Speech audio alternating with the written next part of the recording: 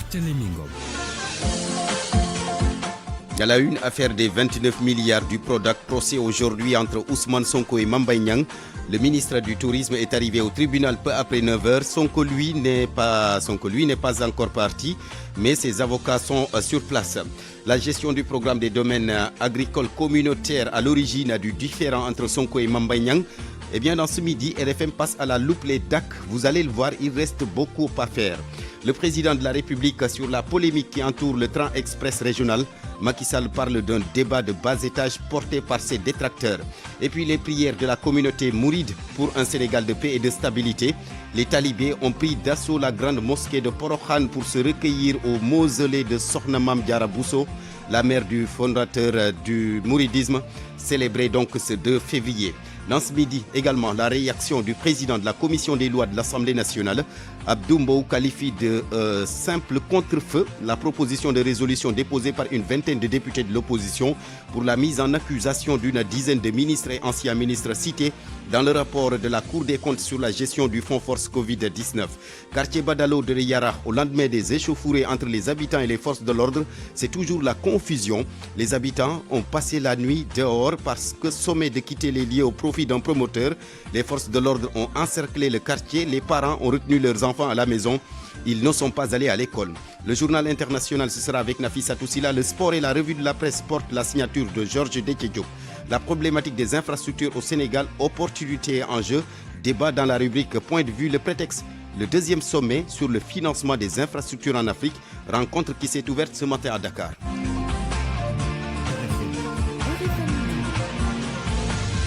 Barthélémy Ngom. Aliouba est à la technique de ce journal. Bienvenue, direction le palais de justice de Dakar. Boubacar Dieng, bonjour. Bonjour Barthélémy. Vous êtes au tribunal depuis ce matin, un tribunal qui accueille donc le procès Ousmane Sonko, Mame Mbaye Niang. C'est dans l'affaire des 29 milliards du Prodac. Dites-nous d'abord si est-ce que les deux sont arrivés au tribunal. Oui Barthélémy, il faut dire que Mame Mbaye Niang, lui, est arrivé au tribunal depuis 9h15, mais Ousmane Sonko, donc on ne le voit pas pour le moment. Par contre, ses avocats sont là.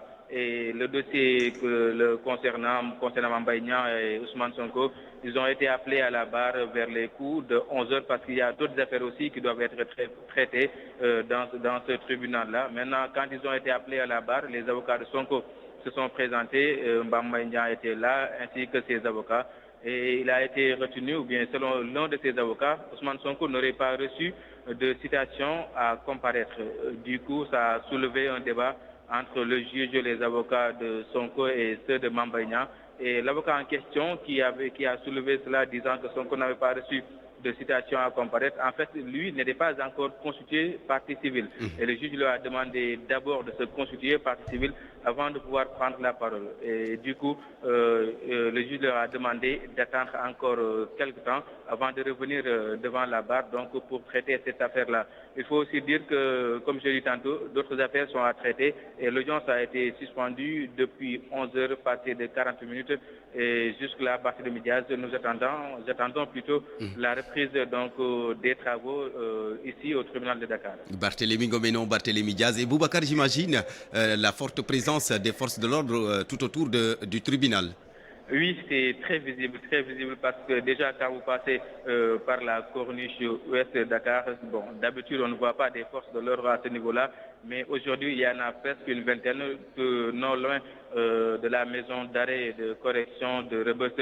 Devant le tribunal aussi de Dakar, il y a une présence massive de ces forces de défense et de sécurité qui sont là, qui veillent au grain. Dans le tribunal ainsi que dans la salle où se tient l'audience. Donc il y en a une dizaine qui sont dans la salle et qui veillent au grain concernant tout agissement qui pourrait survenir durant ce procès-là. Merci beaucoup Boubacar Dieng. Impressionnant dispositif sécuritaire également à la cité Keur Gorgui où se trouve le domicile d'Ousmane Sonko, ce que dénoncent les commerçants et les riverains qui disent en avoir ras-le-bol. Plus rien n'est comme avant. Certains élèves sont d'ailleurs privés de cours pour des raisons de sécurité. Salimata Aou.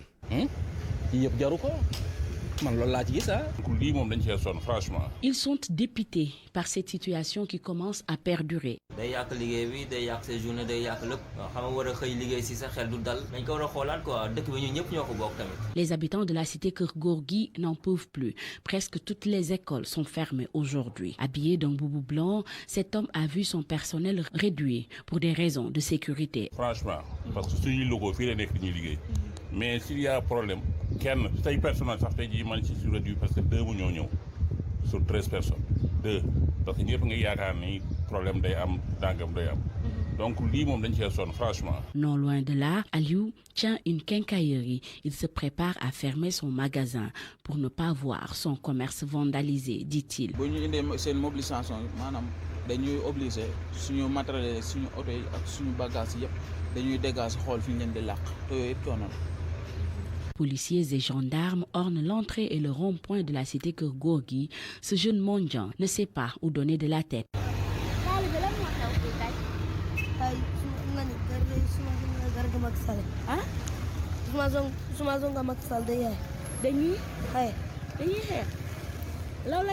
À la cité Keur Gorgui, les habitants disent vouloir retrouver leur calme d'antan dans ce quartier où réside le leader du PASTEF, Ousmane Sonko. Salimata, vous le savez, la gestion du programme des domaines agricoles communautaires est donc à l'origine du différend entre Ousmane Sonko et Mame Mbaye Niang. RFM donc a essayé de savoir un peu ce qui en est de ces domaines agricoles communautaires. Eh bien, il reste beaucoup à faire. Seuls 2 sont fonctionnels. Un retard donc a été noté dans l'exécution des travaux. L'objectif au départ était d'enrôler 300 000 jeunes. Un objectif donc loin d'être atteint. Koumba Sandiane Faye. Après la création du programme des domaines agricoles communautaires, PRODAC, il était question de mettre en valeur 4 domaines agricoles pour la première génération de grands agropoles allant de 1000 à 5000 hectares. Mais par la suite, le nombre augmente. Plus de 7 ans après le lancement du programme, pour les 5 DAC de cette première génération, 2 DAC seulement sont fonctionnels, même si d'autres sont sortis de terre et prennent forme. Les travaux réalisés sont à hauteur de 60%. Dimo Soiré est le coordonnateur du PRODAC. Il y a 2 DAC qui sont fonctionnels, c'est les DAC de Tsefa dans le Sédhiou et Keur Momar dans le Louga. Les 2 autres DAC du programme Green, c'est-à-dire les DAC KS de Keur Sambakar et de Sangalkam. En ce qui concerne maintenant Tsefa et Keur Momar, c'est des DAC qui sont fonctionnels.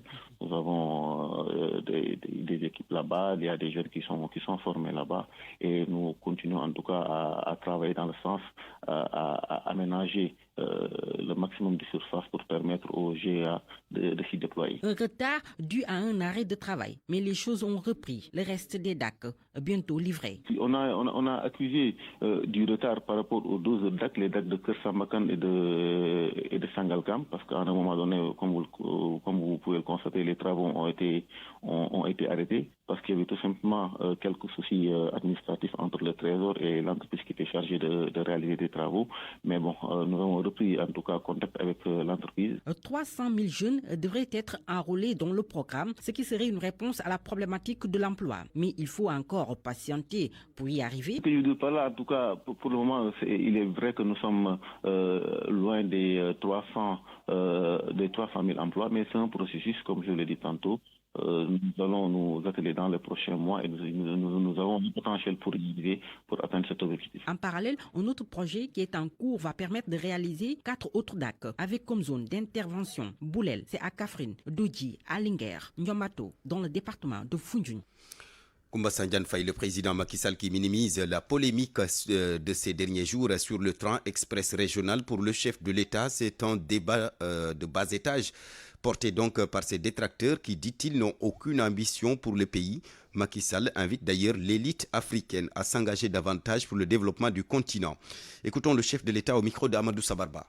Nous gagnerions à apprendre les uns des autres en échangeant davantage sur nos expériences respectives en matière de préparation et d'exécution, mais aussi d'exploitation des projets. C'est comme ce projet du TR qu'on vient de voir, dont je vois une polémique surprenante, un projet entièrement financé par l'État du Sénégal, en pleine propriété, qui a recruté une compagnie rompue à la tâche pour conduire dans la sécurité maximale, la sécurité des passagers de ce train, qu'on revienne toujours sur des polémiques sans lendemain. Et ça aussi, quelque part, c'est ce qui freine l'Afrique. L'autoflagellation permanente. Pendant qu'on travaille pour le développement de notre continent, vous trouverez toujours des gens qui n'ont rien d'autre à faire que de peindre en noir ou en bleu ou en je ne sais quelle autre couleur les efforts qui doivent être la fierté de notre continent. Et moi, je suis convaincu que l'Afrique ne doit rien envier à personne. Nous avons tout ce qu'il faut pour faire de notre continent le plus beau continent du monde. Nous avons tout ce qu'il faut. Faudrait-il que notre élite, et c'est là où le bas blesse en Afrique, soit engagée dans le progrès du continent et non pas servir de caisse de résonance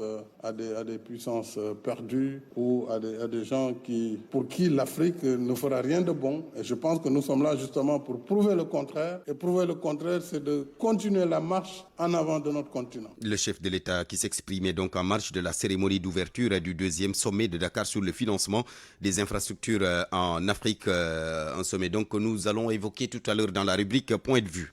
Toubab Dialaw, les impactés du port de Ndayane et de celui de Daga-Kholpa déversent leur colère sur le nouveau directeur du port autonome de Dakar. Ils évoquent une vaste opération de spoliation foncière, accusation portée par le docteur Abdourahmane Diouf, une des victimes. Outrés par cet accaparement de leurs terres, ces impactés interpellent le président de la République, Abdou Diouf Diagne. Les acteurs des mutuelles de santé de la région de Kolda sont en colère contre le DG. Toutes nos excuses, pas Babacar Diouf, mais plutôt Abdou Diouf Diagne qui nous fait parvenir cette colère des impactés du port de Ndayane et de celui de Daga-Kholpa. Des impactés donc qui déversent leur colère sur le nouveau directeur du port autonome de Dakar. Ils dénoncent une vaste opération de spoliation foncière, accusation portée par le docteur Abdourahmane Diouf, une des victimes. Outrés donc par cet accaparement de leurs terres, eh bien, ces impactés interpellent le chef de l'État. Nous y reviendrons peut-être avant la fin de cette édition. Direction le quartier Badalo de Yarakh Bel-Air, c'est toujours la confusion au lendemain des échauffourées entre les habitants et les forces de l'ordre. À l'origine, un litige foncier. Les habitants sont sommés de vider les lieux au profit d'un promoteur. Ils disent niet. La police est toujours sur place. Salamata Ousmane Diallo. Et c'est dans des situations difficiles qu'ils ont passé la nuit d'hier, informent Khadijatou Faye et Babacar Ndiaye. Très fatigués, nous n'avons pas où dormir. Les enfants dans les magasins et les adultes se sont débrouillés. On a passé la nuit dehors, certains sous des tentes et d'autres dans des petites cases. Pas d'école ce jeudi. Yassine Ndiaye, élève en classe de CE2. Ça va? En classe de CE2. Yangi wote? CE2. Lacrymogène. Après le déguerpissement, certains parmi eux essaient de débarrasser leurs bagages.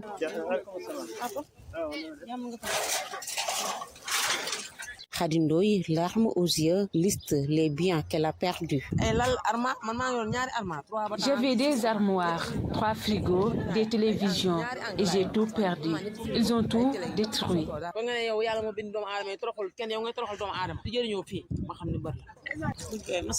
Des camions de l'ICG et des charrettes sont sur place pour désencombrer et nettoyer le site. Malgré tout, les populations ne sont pas encore prêtes à quitter les lieux, arguant n'avoir nulle part où aller.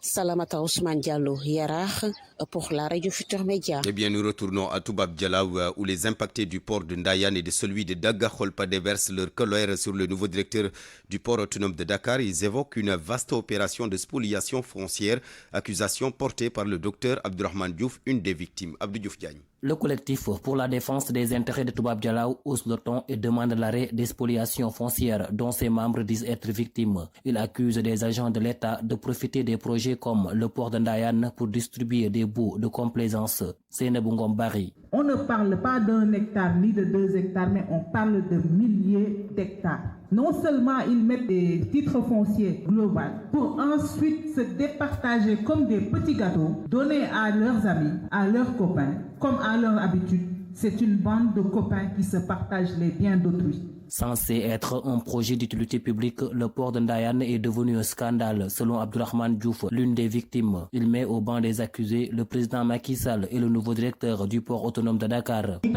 Si Macky Sall daf ko def comme bulldozer day ñëw di toj rek faalewul kenn boo amee doole mu jéem a xool nu mu lay contourner waxtaan ak yow boo amul doole mu dëgg la. Le collectif avertit aussi les responsables de Dubai Port World. Que Dubaï comprenne que demain, sur la base des négociations qui sont en train d'être faites, sur la base de la spoliation foncière qui est en train d'être faite, le président de la République du Sénégal, le président Macky Sall actuel, est en train de leur offrir un contrat que n'importe quel autre gouvernement va remettre en cause. Face à la presse, le collectif pour la défense des intérêts de Toubab Dialaw lance un message aux autres victimes des spoliations foncières de Bargny, Sendou et Diass. RFM Rufisque, Abdou Diouf Diagne. Les travailleurs de l'entreprise Chaban en charge de la construction de la route Bambey-Baba Garage Toubatoul observent une grève depuis hier. Ils dénoncent des licenciements qu'ils qualifient d'abusifs et réclament de meilleures conditions de travail. Babacar Diouf. La dernière fois qu'ils ont réclamé une meilleure prise en charge et des contrats légaux, certains d'entre eux ont été mis à la porte sans que l'entreprise ne soit inquiétée. Des salaires. Le directeur Araf de l'entreprise Chaban a préféré limoger des Sénégalais pour insérer des étrangers, Togolais, Maliens. Depuis notre dernière grève, ils nous ont exigé des contrats de 1 mois, rien que pour arrêter certains d'entre nous. Et que nous trouvons ça illégal. De 1 mois, rien que pour arrêter certains d'entre nous. Et que nous trouvons ça illégal. Aujourd'hui, d'autres travailleurs sont licenciés pour avoir causé la panne de véhicules. Comme pour dire que dans cette entreprise, causer la panne d'un engin relève d'un crime. Mais bien sûr, ils les ont licenciés à cause des pannes. C'est juste pour pouvoir cibler des têtes. Comme par exemple, les personnes qui avaient dirigé les grèves récemment organisées. Les travailleurs de l'entreprise Chaban en charge de la construction de la route Bambey-Baba Garage Toubatoul sont outrés par la persécution dont ils sont victimes dans leur lieu de travail. Aujourd'hui, nous exigeons le départ immédiat du docteur Araf, le départ des étrangers et la réintégration des limogés. Ces arrêts de travail sont partis pour rallonger la durée des travaux aux grandes dames des populations qui empruntent la route Bambey-Baba Garage Toubatoul. Bambey. RFM Babacar Diouf. RFM, partout, tout le temps. Je vous l'annonçais en titre, le président de la commission des lois de l'Assemblée nationale, par ailleurs porte-parole adjoint de l'Alliance pour la République, qui réagit à la proposition de résolution déposée par une vingtaine de députés de l'opposition pour la mise en accusation de 10 ministres et anciens ministres dans le cadre du rapport de la Cour des comptes sur la gestion du fonds Force Covid-19.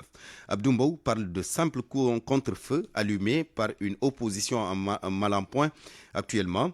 Au téléphone avec Eladji Ndiogou-Diène, il déclare néanmoins que le Parlement va examiner la dite proposition de résolution. Le bureau ne s'est pas encore réuni pour ça, ni la conférence des présidents. Mais je voudrais juste dire que nos amis de l'opposition sont en train, eux, de créer un contre-feu parce qu'aujourd'hui, ils sont accablés partout. Ils sont en train de faire dans la manipulation parce que depuis quelque temps, vous avez vu que certains d'entre eux ont maille à partir avec la justice. Ils ont fait des conférences de presse pour ameuter les populations parce que c'est leur habitude à chaque fois d'ameuter les populations quand il y a eu des problèmes au sein de l'opposition. Et aujourd'hui, ils disent, voilà, ils vont déposer une mise en accusation pour essayer d'amuser la galerie. Mais si vous voyez cette mise en accusation, ils ont même publié dans la presse avant même de le déposer à l'Assemblée nationale, nous avons vu que c'est des arguments totalement fallacieux. La justice fait son travail comme le dictent quand même ces lois et ces règlements. Maintenant, ils ont le droit de le faire. L'Assemblée nationale l'examinera. Mais comme ils l'ont mis sur la place publique, on a le droit, nous aussi, en tant que politique,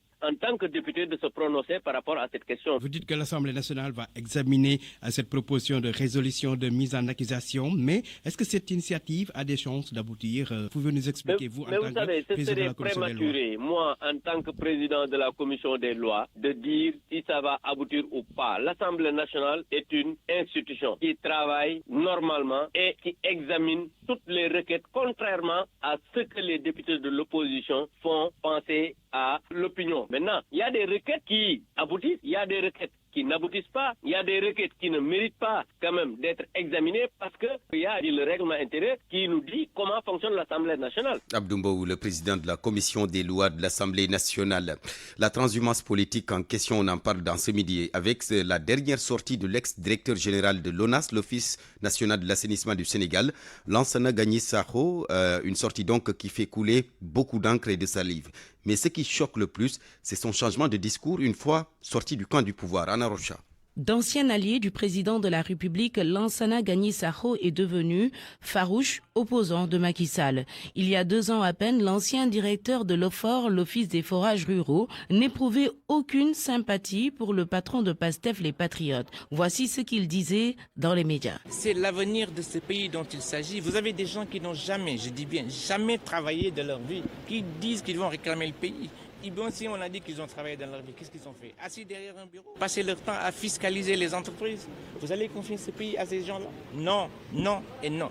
Un type comme Sonko, il joue sur la peur des Sénégalais. Et ce garçon, c'est un danger pour le pays. Et c'est pour ça que nous allons nous engager avec la jeunesse, expliquer aux populations pour que son Excellence le président Macky Sall puisse avoir son second mandat et gagner largement Dakar. Devenu aujourd'hui membre de PASTEF après son limogeage de l'Office national de l'assainissement du Sénégal qu'il a dirigé jusqu'en janvier 2021, Gagny Sakho a complètement changé de discours. Mais Macky Sall, ministre, la def. Il a été ministre, il a été DG, il a été ministre en faisant quoi comme étant ministre? C'est la question que je te pose. La transhumance est bien ancrée dans notre classe politique, même si l'opinion publique a toujours plus tendance à décrier celle de l'opposition vers le pouvoir. Le constat pourtant est évident, les discours changent en fonction de la posture du moment. Et ça s'appelle la politique, Anna Rocha, merci. Midi 22 minutes, les prières de la communauté mouride justement pour un Sénégal de paix et de stabilité. Les talibés mourides ont pris d'assaut la grande mosquée de Porokhan pour se recueillir au mausolée de Sokhna Mame Diarra Bousso, la mère du fondateur du mouridisme célébré ce 2 février, Fatou Mbow. Une longue file d'attente devant la grande mosquée. En cette matinée du Magal de Porokhan, les talibés prêtes à aller se recueillir au niveau du mausolée de Mame Diarra Bousso.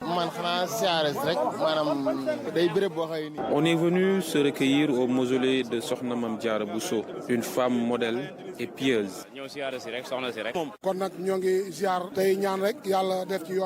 Selon eux, cette pratique date des années. Je fais cette pratique depuis des années. Dieu merci. Le climat social apaisé au Sénégal, une préoccupation pour ces mourides, ils prient pour la paix. On prie pour un Sénégal de paix et de stabilité pour tous. Une journée de recueillement et de prière pour les fidèles mourides en ce jour du Magal de Porokhan, une occasion d'interpeller les filles afin qu'elles prennent comme modèle la Sainte Mère de Cheikh Ahmadou Bamba.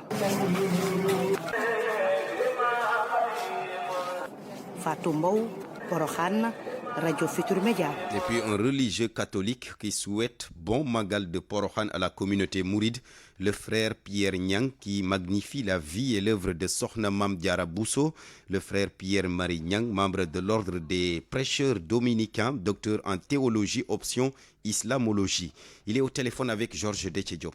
Nous ne pouvons que nous féliciter et dire toute notre admiration à la communauté mouride et en particulier à toutes les femmes et jeunes filles mourides qui célèbrent la très dévouée mère du fondateur du mouridisme, Cheikh Ahmadou Bamba, auquel nous sommes très attachés. Puis bon Magal à toutes les femmes mourides, à toutes les jeunes filles mourides qui voient en la maîtresse des lieux Porokhan une belle figure de dévotion, de soumission et d'adoration de la femme, en particulier à Allah. Mais également, Mame Diarra est surtout un modèle d'obéissance de la femme, en particulier à la volonté d'Allah. Donc, Aïd Moubarak, Aïd Moukaddas, à toutes les filles, femmes, jeunes femmes de la communauté mouride en particulier et à tous les mourides en général. Mais surtout, bonne fête à toutes celles qui portent le joli prénom de Mame Diarra.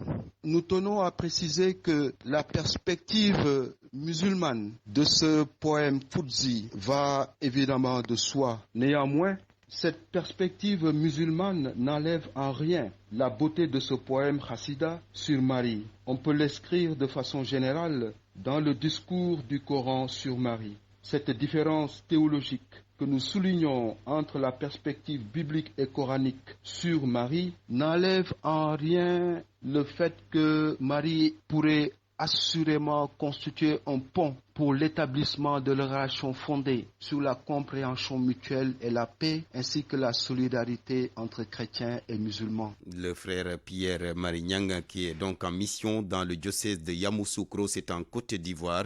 Il souhaite bon Magal de Porhan donc à nos frères musulmans, midi 25 minutes. RFM. L'actualité internationale. Nafissatou Sila, bonjour. Bonjour Barthélémy. Direction la Mauritanie, c'est pour parler du procès de l'ancien président Mohamed Ould Abdelaziz, un procès qui se poursuit à Nouakchott. Deuxième semaine de procès de l'ex-président. Sa défense a encore été repoussée par le débat de fond. À la place, la question de la compétence du tribunal est soulevée. Il oppose le ministère public aux avocats de l'ex-président Mohamed Diop. Nous en dit un peu plus. L'article 93 de la Constitution mauritanienne indique que le président de la République est jugé seulement en cas de haute trahison et devant la haute cour de justice. Le prévenu perdrait donc son immunité présidentielle. Cependant, Mohamed Ould Abdelaziz est inculpé en somme pour corruption et détournement des biens publics. Sa défense estime donc qu'il garde son immunité et que la cour criminelle en charge des crimes de corruption devant laquelle il est renvoyé est incompétente. Pour le ministère public et les avocats de l'État qui partagent sa position, l'immunité du président concerne les faits et actes liés strictement à ses fonctions. Mais, poursuivent-ils, le président peut être jugé pour d'autres affaires comme corruption, détournement des biens publics et autres après son départ du pouvoir. C'est pour dire que la Cour est compétente. En tout cas, la question a retardé le débat de fond. Même l'écoute des témoins qui a été programmée en deuxième semaine de procès n'a pas eu lieu. Mohamed Diop, RFM, Nouakchott. Insécurité alimentaire au Mali, Nafissatou Sila, plus de 8 millions de personnes ont besoin d'une assistance humanitaire selon une organisation humanitaire.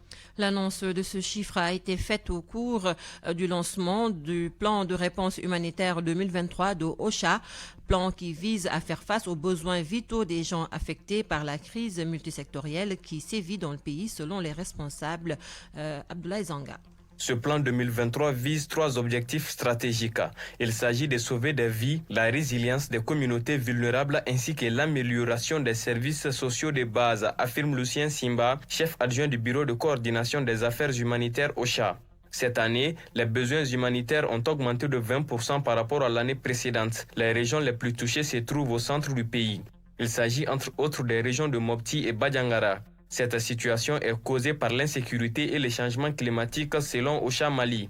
Cependant, le bureau de coordination promet des réponses pour assister plus de 5 millions de personnes parmi les 8 millions de citoyens touchés. Cette assistance porte sur la sécurité alimentaire, l'éducation, la santé, l'assainissement entre autres. Mais pour couvrir tous ces besoins, OCHA demande un financement de plus de 450 milliards de francs CFA aux bailleurs. De Bamako, Zanga Abdoulaye Ouattara pour la radio Futur Média. Et puis nous parlons de cette visite du Premier ministre burkinabé au Mali. Il propose une fédération avec ce pays, le Mali.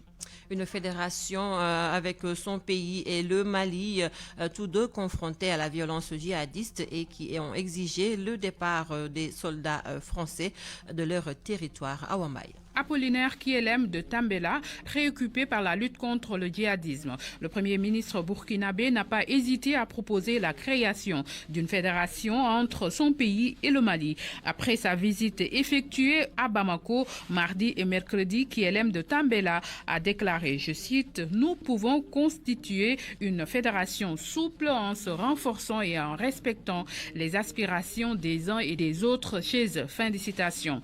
En référence donc à une éphémère tentative de fédération entre le Mali, le Sénégal, le Burkina Faso et le Bénin en 1959-1960 au moment des indépendances de ces ex-colonies françaises. Apollinaire Kielem de Tambela ajoute, je cite, « Nos devanciers ont tenté des des regroupements comme la Fédération du Mali qui malheureusement n'a pas duré. Ils ont montré la voie. Fin des citations. Awambay qui met fin à cette page internationale Barthélémy Ngom. Merci beaucoup Nafissa Toussila. 12h30. Parole aux auditeurs.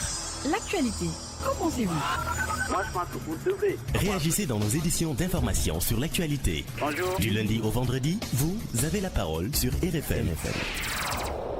La problématique des infrastructures au Sénégal, opportunités et enjeux, débat dans la rubrique Point de vue. Le prétexte, c'est le deuxième sommet sur le financement des infrastructures en Afrique, rencontre qui s'est ouverte ce matin à Dakar.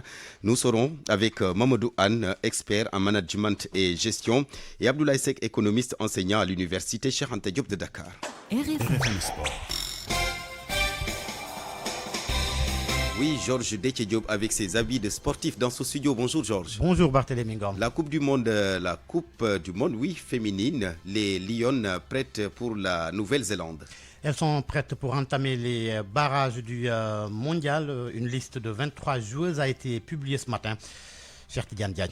Après un triomphe au tournoi de l'UFOA, les Lions vont entamer les barrages de la Coupe du Monde avec beaucoup de confiance si l'on en croit le sélectionneur Mamoussa Cissé, qui compte par ailleurs instaurer une concurrence saine dans son groupe. Ce n'est pas parce qu'on est expatrié qu'on est forcément titulaire dans cette équipe-là.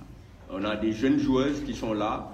On a beaucoup parlé de Malado qui a marqué 9 buts sur ce tournoi-là. Elle est très jeune, mais elle a du potentiel. Et elle a beaucoup d'expérience malgré ses 17 ans.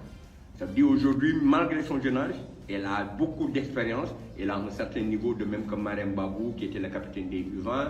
Adi Ndiaye, qu'on a fait jouer contre la Sierra Leone, elle n'a que 16 ans, c'est encore la gardienne des U17. Kumba Silambo, qui est encore U20. Woli Matandiaye, qui est encore U20. On a donc de la jeunesse et à côté il y a des joueuses qui sont expérimentées. On va faire le mix pour pouvoir donner la meilleure image possible, la meilleure équipe possible. Je le dis, on n'a pas de temps de mise en route. Il faudrait mettre l'équipe la plus compétitive et qu'elle vienne de France ou du Sénégal, le problème n'est pas là. Qu'elle soit jeune ou pas, on mettra les meilleurs pour pouvoir passer ce cap-là. Avec un mix de joueuses locales et d'expatriés, le Sénégal, à force de travail et d'abnégation, est parvenu à mettre sur pied une équipe compétitive capable d'aller chercher la qualification en Nouvelle-Zélande. Il y a 1 an et demi, j'avais peur de travailler avec les filles sur certains aspects parce que tactiquement c'était un peu difficile. Mais aujourd'hui, les filles commencent à travailler sur ce qu'on appelle une intensité de récupération. Ça veut dire qu'on ne permet pas à un adversaire, dès que nous perdons le ballon, de faire 3 passes. Et aujourd'hui, on a beaucoup travaillé sur ça. Sur la plupart des buts que nous avons marqués, nous avons récupéré un deuxième ballon et nous en avons fait un but. L'équipe quitte Dakar ce vendredi pour allier le site de compétition. Pour rappel, le Sénégal aura comme adversaire le Chili et Haïti. La Coupe du Monde féminine est prévue du 20 juillet au 20 août prochain en Australie et en Nouvelle-Zélande. Et nous parlons de la CAN des U17 Algérie 2023, le Sénégal dans la poule A. La CAN U17, c'est du 29 avril au 19 mai prochain en Algérie. Le Sénégal y sera donc, comme vous l'avez dit, et partage son groupe avec le pays hôte, le Congo et la Somalie, présents au tirage au sort. Hier, maître Augustin Senghor, président de la Fédération sénégalaise de football, s'est prononcé au micro de Sodatiam. Le Sénégal entretient régulièrement une catégorie U15 qui est le vivier de l'équipe U17. Et cette catégorie U15 nous a valu 2 titres de champions régionaux depuis 2 ans. Le socle de notre équipe nationale U17 vient de là. Ça veut dire que depuis plus de 2 ans, cette équipe est en train de se préparer. Le tournoi c'est en avril-mai et sachez que nous n'attendrons pas. J'ai déjà contacté le DTN pour que, en rapport avec le coach des U17, donc Teigne Salif Dia, que la préparation puisse être lancée. Et comme d'habitude, pendant 2 à 3 mois, le travail se fera d'arrache-pied dans nos centres Touba Biala ou Guéréo et ils auront des matchs amicaux. S'il y a des opportunités de participer à des tournois, ils le feront pour être au top parce qu'aujourd'hui c'est ça le plus important. Depuis 2015, on est habitué quand même, notamment en U20, à jouer des finales, des demi-finales. Il est temps que dans ces catégories, à l'image de l'équipe A, qu'on commence à gagner. Voilà, et nous parlons du CHAN 2023. Georges, les Lions qui affûtent leurs armes. Samedi prochain pour la finale qui va opposer le Sénégal à l'Algérie, les Lions locaux devront compter sur le talent de leur attaquant, cher Ibra Diouf, qui n'a toujours pas inscrit de but dans ce tournoi sur Datiam. Il a pour idole Sadio Mané et fait partie des joueurs qui ont permis à Guédiawaye Football Club de retrouver la Ligue 1 sénégalaise. Cheikh Ibra Diouf a disputé les 5 matchs dans ce CHAN. Il n'a pas encore marqué de but, mais le numéro 7 des Lions locaux reste un élément clé dans cette équipe nationale locale du Sénégal. La preuve, Cheikh Ibra Diouf a été désigné homme du match Sénégal-RDC. Satisfaction pour lui. Contre la RDC, il s'en est sorti avec une ampoule aux orteils. Il a manqué des séances d'entraînement avec l'effectif, mais l'attaquant de Guédiawaye Football Club s'est montré fort et a pu jouer le quart de finale contre la Mauritanie et pour la demi-finale aussi face à l'équipe malgache, même si lui et ses coéquipiers ont raté beaucoup d'occasions, ce qu'il compte bien rectifier. Oui, on va se préparer parce que c'est le plus important. Vu que dans les matchs passés, on avait ce problème et on a su régler. On va continuer à travailler pour essayer de concrétiser nos occasions. Être champion en junior avec Niary Tally et champion de la Ligue 2 avec Guédiawaye Football Club restent des moments qui l'ont marqué dans sa jeune carrière. Mais cette qualification historique avec l'équipe nationale locale du Sénégal en finale de CHAN est un rêve qui est devenu une réalité. On est fiers parce que l'objectif est atteint, mais bon, il nous reste à faire parce qu'on a soif de gagner la finale. Et pour cette finale, Cheikh Ibra Diouf s'attend à un match difficile. On aura un match très agressif vu qu'on a joué un match amical contre eux et on a fait match nul. On sait leurs forces et leurs faiblesses. Formé à NGB, l'attaquant est passé par Etix, puis Port, avant de déposer ses baluchons à Guédiawaye Football Club. Âgé de 19 ans, Cheikh Ibra Diouf pense pouvoir surprendre le peuple sénégalais, lui et ses coéquipiers, au sortir de cette grande finale. Soda Thiam, Alger, Radio Futur Média. Et pour terminer, football en Europe, le FC Barcelone prend de l'avance de 8 points provisoirement sur le Real Madrid de son dauphin. Les merengues pourraient réduire l'écart après le match de ce soir contre Valence, 20h. Hier, lors de la 19e journée, les Blaugrana ont dominé Betis Séville 2-1. Merci, Georges Déthié-Diop. RFM, la presse du jour. Soumari.com et Ecobank, la banque panafricaine, vous offre votre revue de presse. Et nous restons justement avec Georges Déthié-Diop pour une lecture de la presse du jour. Baisse des prix du loyer, le Conseil constitutionnel donne le feu vert au chef de l'État. Oui, le Conseil constitutionnel a donné carte blanche au président Macky Sall. Facsimilé à l'appui, l'Observateur rapporte que les 7 sages ont autorisé le chef de l'État de signer le décret instituant la diminution des prix de la location au Sénégal. C'est hier que le Conseil constitutionnel a rendu sa décision suite à la saisine du Premier ministre. Ce jeudi, devant le tribunal correctionnel de Dakar, le procès Ousmane Sonko Mame Mbaye Niang. Procès en diffamation qui, selon l'Observateur, fait suite à une accusation du leader de PASTEF disant que l'ancien ministre de la Jeunesse a détourné 29 milliards de francs CFA dans le cadre du programme des domaines agricoles communautaires, le PRODAC. Mais Libération souligne que dans sa citation, le ministère public ne vise pas que la diffamation. Il accuse le leader de PASTEF d'injures contre Mame Mbaye Niang, mais aussi de faux et usage de faux dans un document administratif. Ce que confirme Source A. Le journal affirme que Sonko est poursuivi pour 3 chefs d'accusation. Diffamation pour avoir déclaré que Mame Mbaye Niang est épinglé par un rapport de l'IGE, d'injure pour avoir soutenu que le ministre n'a pas dit la vérité s'il répond qu'aucun rapport ne l'a épinglé. Il est aussi traqué pour avoir commis un faux document administratif et d'en avoir fait usage. Dans l'affaire de la gestion des fonds Covid, le quotidien informe que des députés de Yewwi Askan Wi traduisent 10 ministres devant la Haute Cour de justice. Ils ont d'ailleurs déposé sur la table du président de l'Assemblée nationale une proposition de résolution de mise en accusation. Ces députés veulent que les mises en cause dans le rapport de la Cour des comptes répondent de leurs actes. Yewwi qui, si l'on se fie à Source A, se radicalise et apporte son soutien à Ousmane Sonko. Lors d'une conférence de presse hier, Déthié Fall a déclaré qu'ils résisteront parce qu'ils n'accepteront pas que Ousmane Sonko soit sacrifié. Le leader de PASTEF qui réarme les jeunes invités à la résistance. Source A rapporte ses propos selon lesquels tous ceux qui vous demanderont de ne pas vous battre et d'accepter que vous soyez emprisonné ou même tué n'aiment pas le Sénégal. Même la religion recommande de se défendre lorsqu'on est dominé. La réplique de Benno Bokk Yakaar dans Enquête, Pape Mahawa Diouf confie qu'ils sont prêts à faire face à tous ceux qui veulent installer le chaos dans le pays. Benno Bokk Yakaar qui annonce un grand rassemblement dimanche à Pikine. Et au regard des postures des deux camps, le journal Enquête relève que l'heure est à la surenchère. Pendant ce temps, le quotidien s'arrête sur un fait qu'il a constaté. Le nouveau discours de Ousmane Sonko. Il ne diabolise plus la France et l'Occident. Selon le journal Le Quotidien, Ousmane Sonko continue de s'adresser à la communauté internationale depuis quelques jours. Après son entretien accordé aux médias France 24 et RFI et dernièrement son méga-meeting à Kermassar, le leader du parti PASTEF affirme que la coalition Yewwi Askan Wi a décidé de ne plus laisser le terrain à Macky Sall qui présente l'opposition comme opposée aux intérêts occidentaux. Il estime même que ses partenaires ont commencé à entendre et à comprendre le discours de l'opposition sénégalaise, même si paradoxalement leurs ambassades de Dakar, lui, sont toujours fermées. Un coup d'œil dans Sud Quotidien. Il est question du retard du décret fixant la date de la présidentielle et la révision exceptionnelle des listes. La classe politique divisée, s'exclame mon confrère Déthié Faye, coordinateur du pôle des non-alignés, déclare dans le journal que cette sortie du ministre de l'Intérieur est de nature à renforcer le déficit de confiance entre les acteurs. Quant à Benoît Sambou, chargé des élections de l'APR et de Benno Bokk Yakaar, il soutient qu'une révision exceptionnelle colle mieux au contexte actuel, mais le président n'est lié par aucun délai. Avantages et inconvénients de la révision exceptionnelle, les éclairages d'Ababacar Fall, expert électoral, à lire aux pages 3 et 4 du journal Sud Quotidien. À la une du quotidien national Le Soleil, mais également à la première page du quotidien LAS, il est question du deuxième sommet sur le financement des infrastructures qui s'ouvre aujourd'hui à Dakar.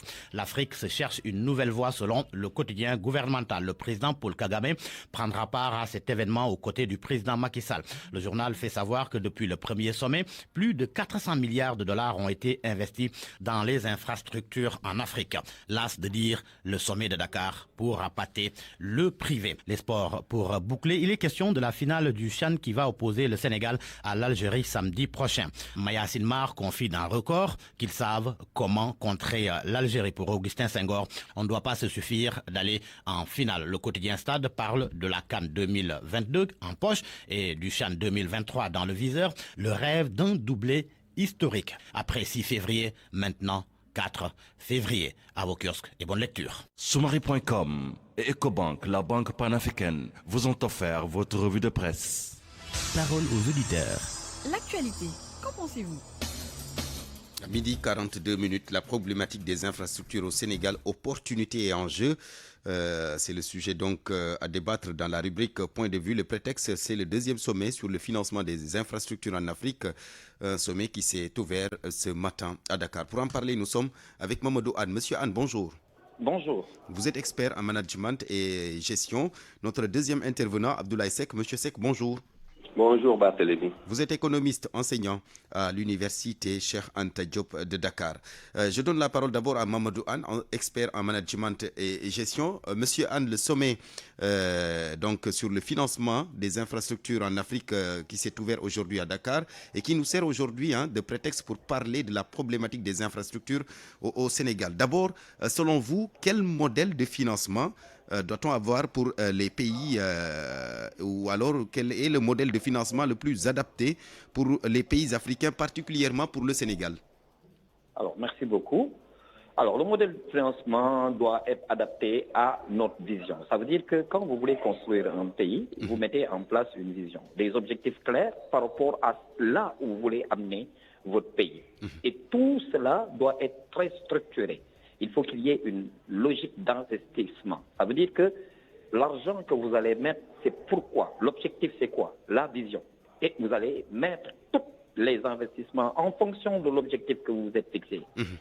Et derrière, il doit y avoir un suivi. Est-ce qu'aujourd'hui, et même une analyse critique de tout ce qui a été fait dans le but de l'orienter, et aussi un investissement optimisé. Optimiser et surtout enfin. C'est-à-dire qu'on ne va pas mettre de l'argent comme ça pour avoir des infrastructures qui en réalité n'auront pas d'impact réel sur la compétitivité et sur les objectifs de ce pays. Obligatoirement, tout doit se faire en fonction de l'objectif du pays.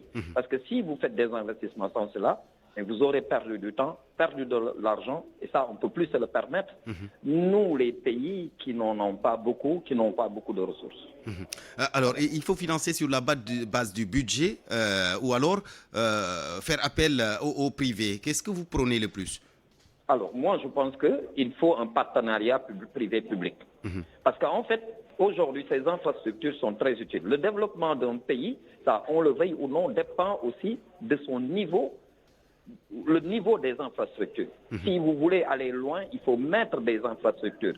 Mais c'est des infrastructures aujourd'hui qui vont permettre d'amener la performance, le dynamisme économique. Regardez, je donne un exemple.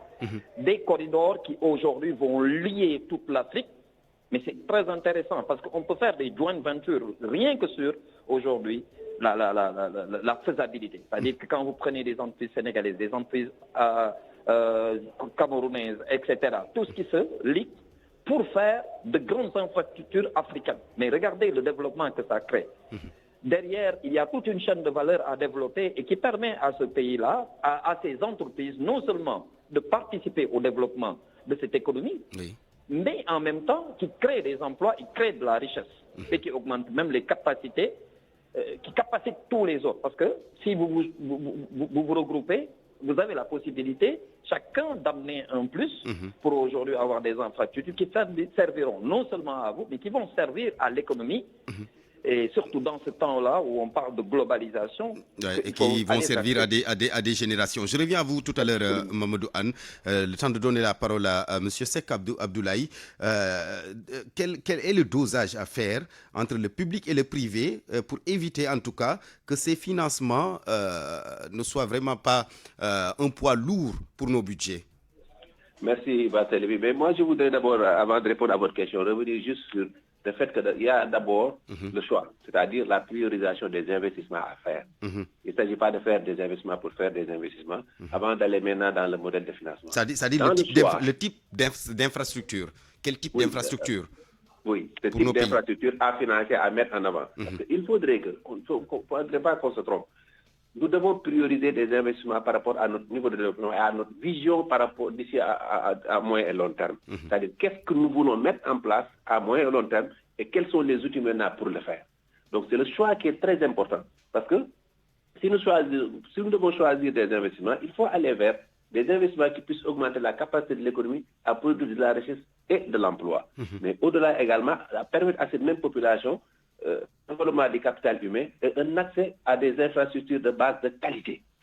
Donc ça, c'est les priorités, c'est les piliers qu'il faut mettre en avant pour pouvoir maintenant faire le choix, le tri par rapport au panier de projets que nous devons mettre en œuvre d'ici à moyen et long terme. Oui, mais on sait qu'au Sénégal, il y a eu beaucoup d'infrastructures. Certains remettent en cause justement la pertinence de ces infrastructures. On peut nommer l'autoroute à péage, le train express régional, le BRT ou encore même le stade Abdoulaye Wade qui pratiquement est inexistant. L'utilité et la pertinence. C'est bon d'avoir un stade, si je reviens sur cet exemple-là, c'est bon d'avoir un stade, mais est-ce qu'il faudrait emprunter beaucoup d'argent pour mettre en place un projet très lourd, supporter des charges et ne jouer qu'une fois ou deux fois l'année? Alors qu'on pouvait avoir un stade, mais avec d'autres fonctionnalités qui pouvaient permettre à ce stade même de se prendre en charge, de gérer son fonctionnement de façon interne et de même produire des ressources additionnelles pour servir à son entretien, à son engagement et à sa pérennisation. Donc ça également, il faut que cet aspect-là soit pris en compte en premier, avant de penser maintenant à quel modèle il faut mettre en place.